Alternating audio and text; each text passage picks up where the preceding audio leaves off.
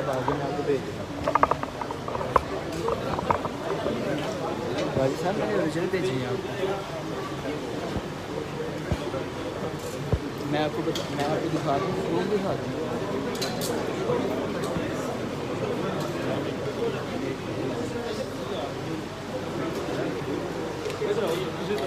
میں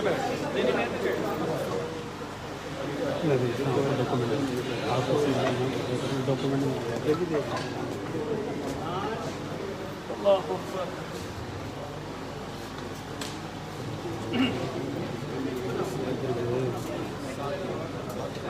نمبر تو میں نے میسج کرا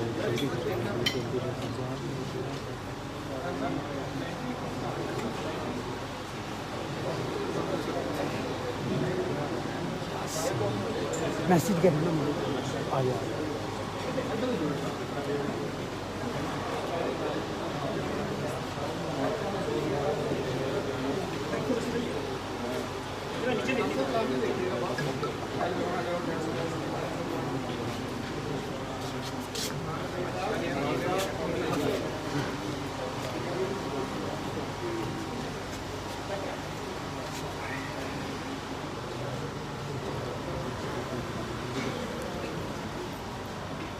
شروع کرنے سے پہلے سارے لوگوں کو بتا ہوں اپنی اسکرین پیدا کرنے کی کوشش صرف الیکٹرانک اور پرنٹ میڈیا کے دوست کریں گے. باقی کوئی اب وہاں بولے گا نہیں یار کسی قسم کی کوئی نہیں کرے گا. ٹھیک ہے.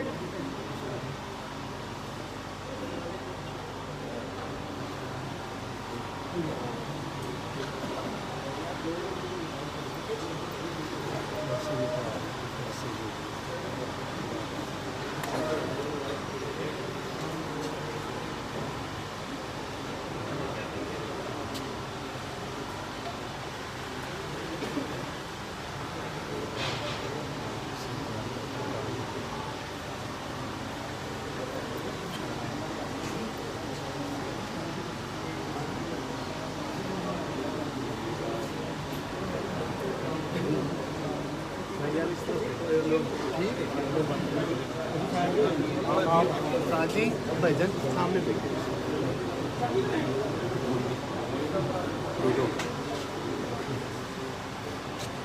یار یہ چیئر ساتھ ادھر اڑ جاتا ہے.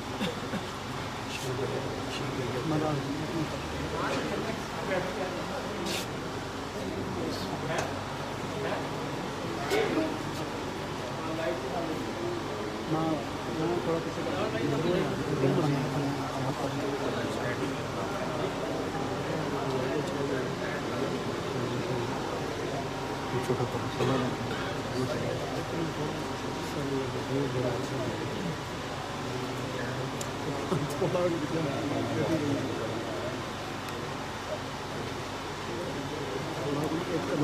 السلام علیکم بادشاہ.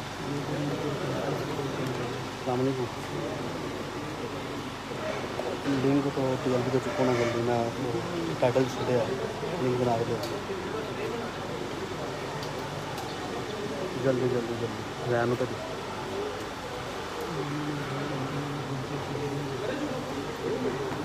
وہ مائک دیکھنا ہونا ہے بتا دیں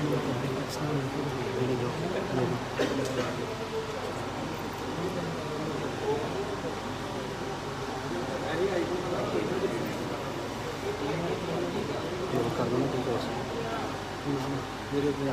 جو مرضی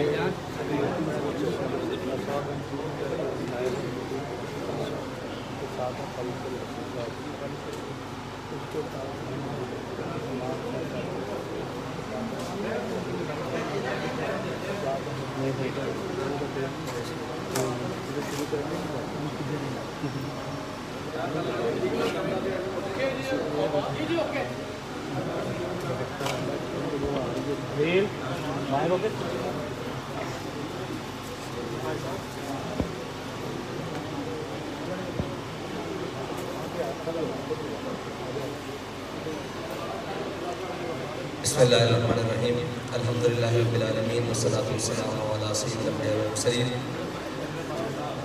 معزز صافی بھائیو، آپ کو بلانے کا مقصد آج ضروری کچھ گزارشات تھیں جو ملک و قوم کے حوالے سے تھی، اور وہ جو گزشتہ تقریباً 1 سال سے ہمارے اوپر حکمران مسلط ہیں، جن کو رجیم چینج کے نام پر پاکستان کے اندر لانچ کیا گیا، اور جو اس وعدے کے اوپر آئے تھے پاکستان کے اندر کہ ہم اپنے کپڑے بیچ کر قوم کو سہولتیں فراہم کریں گے، انہوں نے اپنے کپڑے کیا بیچنے تھے بلکہ قوم کو جو فطری لباس پہنایا گیا ہے، یعنی کہ ماس اور گوشت، وہ بھی نوچنا شروع کر دیا ہے. اور جن کے دعوے بلند و بانگ تھے کہ اسحاق ڈار صاحب پاکستان میں آئیں گے اور پاکستان کی معیشت اس رو میں بہنا شروع ہو جائے گی کہ یہاں ہر کوئی خوشحال ہو جائے گا، یہاں 2 وقت کی روٹی لوگوں کو آسان ہو جائے گی، غریب خوشحال ہو جائے گا. لیکن غریب کی بدحالی اور زبوحالی اس نہج تک جا پہنچی ہے کہ وہ جماعت جو ایک دینی عقائد اور دینی اقدار کے حوالے سے اپنا موقف رکھتی ہے، اس کے ذمہ داران نے بھی جب قوم کا حال دیکھا اور اس نہج پر دیکھا تو انہوں نے بھی یہ فیصلہ کیا کہ ہم اپنی قوم کے ساتھ کھڑے ہوں، نہیں تو یہ قوم جس میں بہت سارا دم خم تھا اس کو بھوک سے مار دیا جائے گا. اور اگرچہ وہ جمہوریت کے نام پر مار دیا جائے اور اگرچہ وہ مفاہمت کے نام پر، لیکن ساری چیزیں قوم کو بالآخر بھوک فراہم کر رہی ہیں. اور اس وقت جتنے بھی آنکڑے لائے جائیں، یعنی کہ ملائے جائیں، آنکڑے ملائے جائیں اور جتنے بھی اشاریے اوپر نیچے کیے جائیں، بالآخر نتیجہ یہی ہے کہ قوم کو 2 وقت کی روٹی بہت مشکل ہے اور ان کا گزر اوقات بہت مشکل ہے. بلکہ کل جو ایک قوم کے سر پر آفت اور بلا نازل کر دی گئی ہے، جو پچھلے 2 دنوں میں منی بجٹ کے نام پر جو رہتی سہتی کسر تھی وہ بھی نکال دی گئی ہے، اور قوم جو آخری سانسیں لے رہی تھی بلکہ ان کی اب کفن بھی نوچنے والی بات ہے. اور اسحاق ڈار صاحب نے کہہ دیا ہے کہ اب جو مر گئے ہیں ان کے اوپر بھی یہ تو کفن اتارنے والی بات ہے. یعنی کفن چور حقیقت میں اگر کوئی آج کے دور میں دیکھے تو وہ ہمارے وزیر خزانہ صاحب ہیں، جنہوں نے اتنا عجیب بات کی ہے کہ مرے ہوئوں کو بھی سکون نہیں. پچھلے تو کہتے تھے کہ قبر میں سکون ہے، انہوں نے آ کر کہہ دیا کہ قبر میں بھی سکون نہیں ہے. اور یہ ان کی معاشی پالیسیاں ہیں کہ انہوں نے بجائے اپنے شاہی پروٹوکول اور اخراجات کم کرنے کے، بجائے کہ سرکاری اہلکاروں کی جناب مراعات کم کرنے کے، بجائے کہ اشرافیہ کے اوپر کوئی جناب بوجھ ڈالنے کے، انہوں نے آسان سا کام ڈھونڈا ہے کہ وہ بجلی، تیل اور گیس کی قیمتیں بڑھا کر قوم کا وہ بھی نچوڑ لیں جو باقی قطرے خون کے جسم میں باقی ہے. تو یہ بہت ساری طویل ایک داستان ہے، اس میں صرف آج کا نہیں، پاکستان کی عمر تقریباً 75 سال مکمل ہو چکی ہے، 76ویں سال میں داخل ہے اور وہ بھی کچھ ماہ تک مکمل ہونے والی ہے. 75.5 سال کا پاکستان جو ہے وہ آج 23ویں مرتبہ IMF کے دروازے پر پھر کھڑا ہے، اور پاکستان کے قرضے جو پچھلے 1 سال میں 23% بڑھ چکے ہیں، اور تقریباً آج کی جنگ اخبار کی رپورٹ کے مطابق تقریباً پاکستان 50,996 ارب تک مقروض ہو چکا ہے. اور اندرونی اور بیرونی جو واجبات ہیں، قرض ہیں، وہ ایک علیحدہ ہے. اور مہنگائی جو تھی وہ 12.3% تھی پچھلے سال، اور جو اب بڑھ کر 25.3%. یہ سارے اشاریے ہیں جن کو ہم حکومت ملائے، اپوزیشن ملائے، کوئی بھی ملائے، اور دنیا کا سب سے بہترین اکانومسٹ بھی ملائے، لیکن آخر بات یہ ہے کہ پاکستان کا غریب، پاکستان کے متوسط طبقے اور سارے طبقے پاکستان کے اس وقت مہنگائی کی صورت میں الجھ چکے ہیں. اور بے یقینی کی صورتحال یہ ہے کہ آج اب پاکستان کی منڈیاں ہوں، پاکستان کے کاروبار ہوں، تجارتی مراکز ہوں، ہر کوئی پریشان ہے کہ کسی بھی چیز کو استحکام نہیں ہے.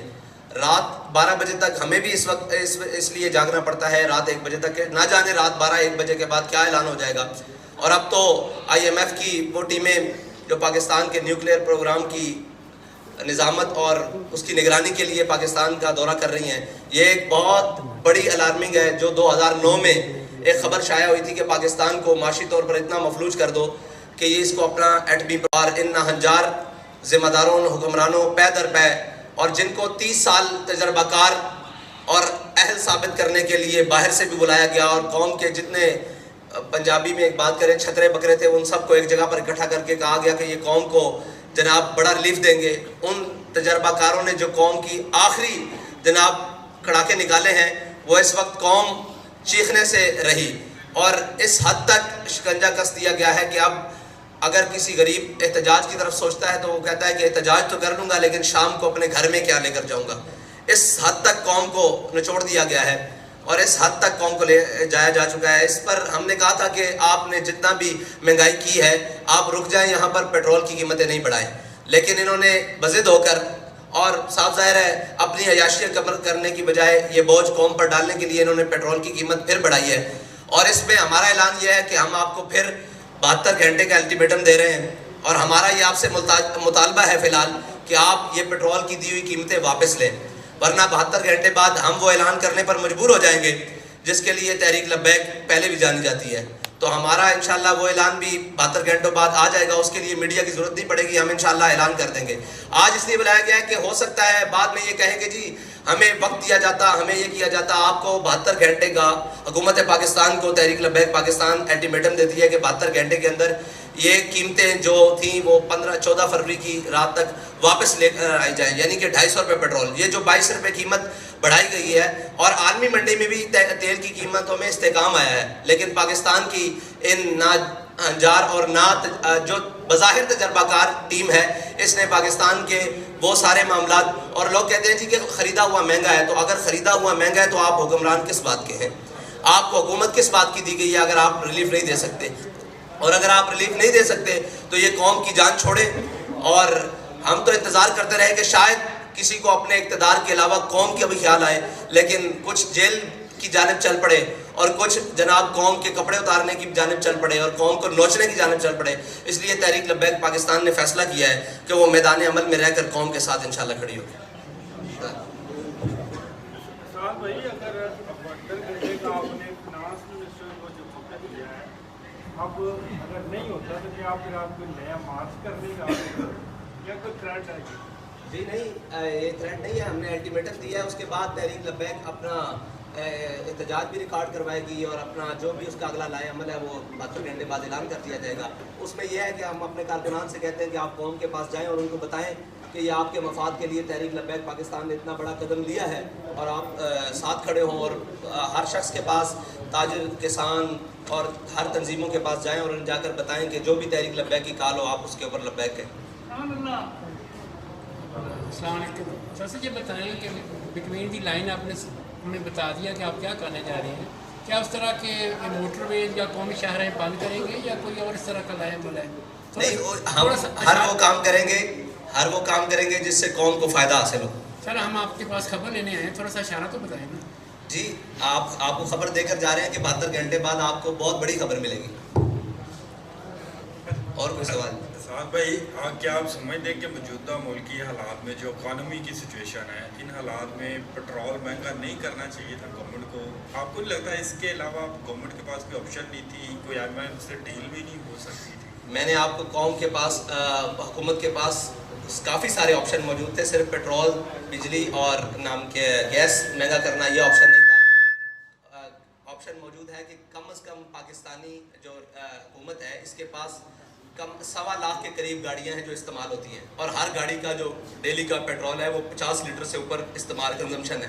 تو یہ اگر اپنی شائع خرچیاں کم کر دیں اور مریم نواز صاحبہ کو اگر ڈپٹی وزیر اعظم کا پروٹوکول ختم کر کے 1-2 گاڑیوں پر گزارا کرنے پر کر دیا جائے تو قوم کی بہت ساری بچت ہو سکتی ہے. صاحب بھائی ایک میرا سوال ہے کہ 10 مہینے ہو گئے اس گورنمنٹ کو, اور جس طرح پیٹرول انہوں نے آپ کے ساتھ بھی بڑھایا تھا اس وقت آپ نے پروٹیسٹ نہیں کیا, کوئی اعلان نہیں کیا, نمبر 1. نمبر 2, اب یہ جو آپ 72 گھنٹے کا ٹائم دے رہے ہیں اس کے بعد کیا پورے پاکستان کے روڈ بلاک کر دیے جائیں گے اگر آپ کی بات نہیں مانی جاتی تو؟ جو بھی ہوگا انشاءاللہ وہ آپ کے سامنے ہوگا اور قوم کے مفاد میں ہوگا, قوم کی مشکلات کے لیے نہیں ہوگا. اور جو پہلے اعلان نہیں کیا تو یہی بات ہے کہ اگر ہم پہلے اعلان کرتے تو آپ کہتے کہ جی گورنمنٹ کو دیکھنے نہیں دیا گیا, ان کو چلنے نہیں دیا گیا, ان کو ہم نے پورا موقع دیا اور پوری قوم نے موقع دیا کہ شاید یہ کچھ کر سکے, لیکن انہوں نے کچھ بھی نہیں کیا. اور شاید یہ اپنے کپڑے بیچ دیں, شاید یہ اپنے اثاثے بیچ کر پاکستان کے خزانے میں جمع کروائیں, آدھے, پورے تو نہیں آتے, لیکن انہوں نے کچھ بھی نہیں کیا بلکہ مزید قوم کا نقصان کیا. تو اس لیے ہم اعلان کرنے پر مجبور ہو گئے. میں بتا چکا ہوں کہ ہم آخری حد تک دیکھتے گئے کہ پاکستانی کی حالت کیا ہے. جب ہم نے دیکھا کہ اس کے پلوں سے پانی گزر چکا ہے تو اب ہمارا میدان میں آنا پڑتا ہے. صاحب یہ حکومت سے اگر آپ بچت کی توقع کرتے ہیں تو اس کے اقدامات بھی یقیناً کوئی نظر آنے چاہیے. ان کے تقریباً 100 کے قریب وزیر ہیں, पहले 70 थे, फिर आस्ता करते करते 100 हो गए।